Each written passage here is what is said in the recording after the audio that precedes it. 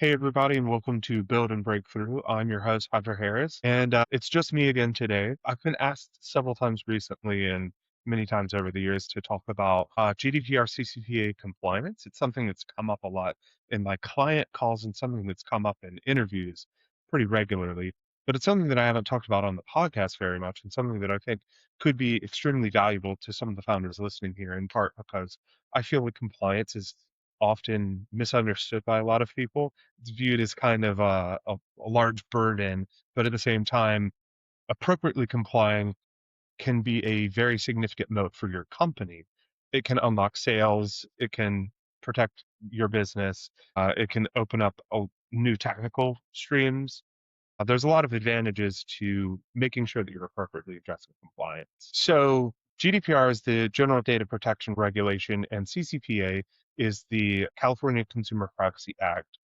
CCPA is largely based on GDPR, but it essentially states that you as a person own your own PII, PII being personally identifiable information. And understanding PII is essential to understanding these regulations. So, what is PII? You have a lot of information about you, right? Talking about me, I have a name, I have a phone number, I have multiple email addresses. I'm a phone number, I have credit card number, I have the IP address, I have a social security number. There's a cloud of information that represents my identity. So if we look at each piece of this, a picture begins to emerge. So if we look at just name, for example, Hunter Harris, how many Hunter Harrises are there in the world? Quite a few, I will say. A pretty significant number, which means that the name Hunter Harris by itself is not very identifiable. I have an address that how many people live at this particular household? I have a phone number, but if you call the phone number, how many people might pick up?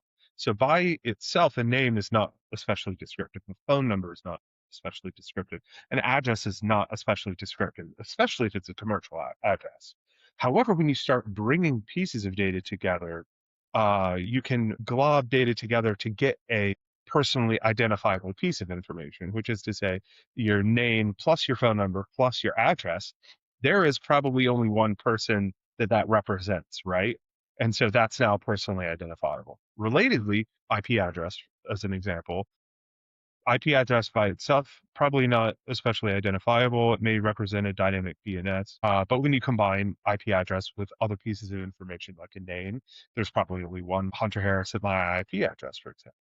The exception here is your email address. Now, I may have multiple email addresses, but each of those email addresses points directly to me. I think there's probably some like a hello at corporate emails that aren't necessarily personally identifiable, but emails are a pretty solid entry point into the world of PII, GDPR, and regulation as a whole. Why is it important? Well, first of all, what you have to understand about GDPR CCPA is it ripples. That is to say, if I am a business and I'm non-compliant, then anyone that I do business with is also non-compliant. And if you're small venues and you have small clients, this probably doesn't matter. Relatedly, if you're not doing business in the EU, probably doesn't matter. But if, for example, your business wants to do business with Amazon or Microsoft or Google, those are large multinational corporations that do want to do business in the EU, which means that if they do business with you and you are non-compliant, they will become non-compliant. As a founder, the way you should be thinking about compliance is not in terms of compliance itself, but in terms of the sales that can be unlocked via the compliance motion. There is another flip side there, which is risk. If you are non-compliant and you successfully sign enterprise clients, those customers are churn risks. Therefore, you should consider compliance in terms of making sure that you can continue to profit from that business arrangement. And also, if you choose to do business in the EU and you don't comply and you're above a certain level, there is the risk of fines. Although generally speaking, the actual risk of fines, even though the number is relatively high, the like risk adjusted value there is much less than the opportunity cost of the sales that you might lose. One final advantage to addressing GDPR relatively early is GDPR CCPA compliance kind of forces you to nail things like data warehousing and data retention policies. Doing those early means that you have a really strong data foundation for future work. That can make your engineering team faster. that can make some of your AI usage a little bit easier to use. So it's definitely something to consider. My general advice is don't worry too much about compliance unless you're going after enterprise or if your customers mention compliance as a sticking point for your deals. So now talking about the project as a whole, first off was the first phase, which was investigation.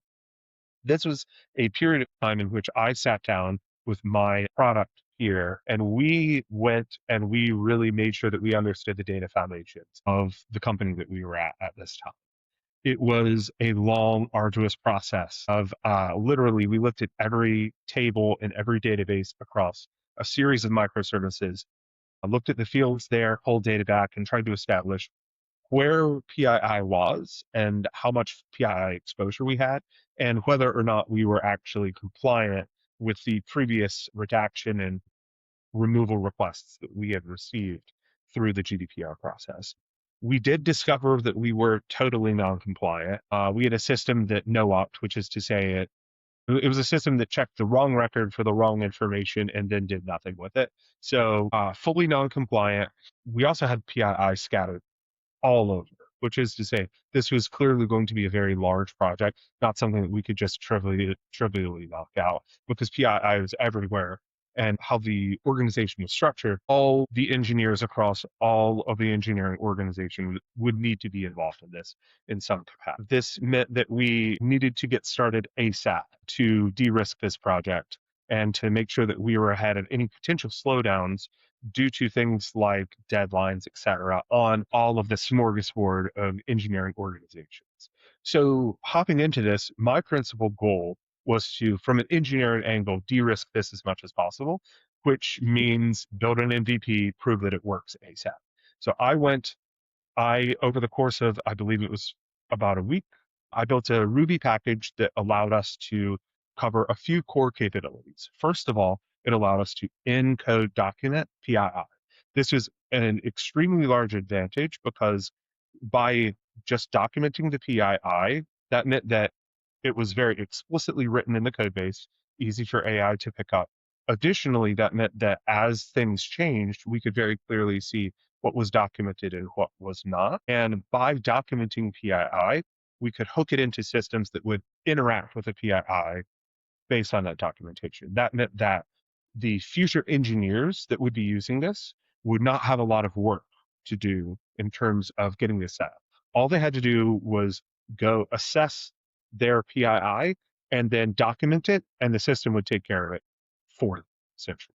So by doing this, this was a lot of work for me, but allowed me to pull that risk of delivery in the future into today and resolve.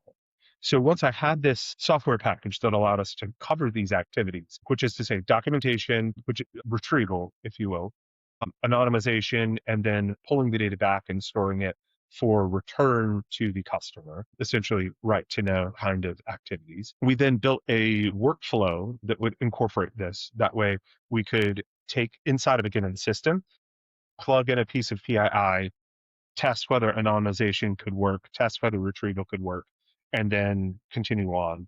And then we built up one more layer after that in terms of outside of this individual system, have a system for kicking off the PII process, run the PII process, and then have a system for monitoring the PII process at the end. This was especially important because part of compliance is being able to send an email. So that meant that we, with our microservices architecture, we had to complete a series of activities one after the other, and then wrap it all in a bow and send an email out to the requester at the end of the process. So that was a ton of work that really occupied my team for a significant period of time. I think it was a month or two. We probably could have done it quicker, but one of the goals here was to address this risk while at the same time not letting any of our existing deadlines slip, which was extremely difficult but manageable by being very smart about your headcount. If you stay really crisp on your priorities and you manage your time well, you can definitely slot in side priorities and still stay on your committed execution. I did want to mention this was at the point where we had a couple of curveballs. First of all, we had some fairly critical stakeholder misalignment as part of this. There was one particular stakeholder that was repeatedly trying to kill this project despite not compromising on delivery priorities and despite the dollar amount associated with the sales that we were expecting to get. We were trying to land a very large enterprise client, and this was contingent on our ability to prove our GDPR CCPA compliance. And the other curveball here was discovering that our data provider could only support synchronous flows, and given our microservices, we had to have asynchronous flows. That is to say, they would request data from us, and we would have to go across a series of systems to pull the data back and give it to them, which would just take too long for a web request. So things would time out. So this was the moment where we were like, uh-oh, we've just discovered that there's a huge risk factor here. There's additional work that we need to do. And luckily, and emphasis on luck, the way that I had structured this meant that the additional work that we needed to do was just a few hours. But if we had structured this in a very different way, if we hadn't had this documentation flow and this workflow based flow, this would have been a significantly larger lift that might have ended up taking us an additional month or two. So after that point, after managing these curveballs and after getting the MVP out, we kind of realized that we were at a point where we could actually move towards shipping this thing. That is to say, it was already in prod and we could go to the individual engineering teams. So my team as a whole just continued tracking on with their existing priorities once again. I, on the other hand, continued with my existing priorities, but in addition, went engineering team by engineering team, embedded with them, helped them analyze their PII because I had already done some amount of analysis myself, and helped them integrate this tool and get it hooked in, get their workflows up and jamming, and then do a QA test team by team by team. So the total time commitment per team for this was, I think was about a week, 2 weeks total. Very low lift because I really invested a lot of time in enablement there at the start. We had a year-long deadline for this, and we shipped this in about 3 months. The stakeholders were worried that this would take over a year to ship, and we shipped it in 3 months. That meant that we had the additional revenue from those large contracts 9 months ahead of schedule. It meant that we significantly decreased our risk of churn. There were a number of customers that had, it turns out, GDPR CCPA compliance written into their contracts, and we were able to avoid significant churn. Actually, it turns out that the avoided churn was larger than the dollar amount of the signed contracts. So increased revenue, didn't lose revenue. We were subject to something like $2 billion worth of potential fines. The percentage chance of that actually happening is so infinitesimal that it doesn't really matter.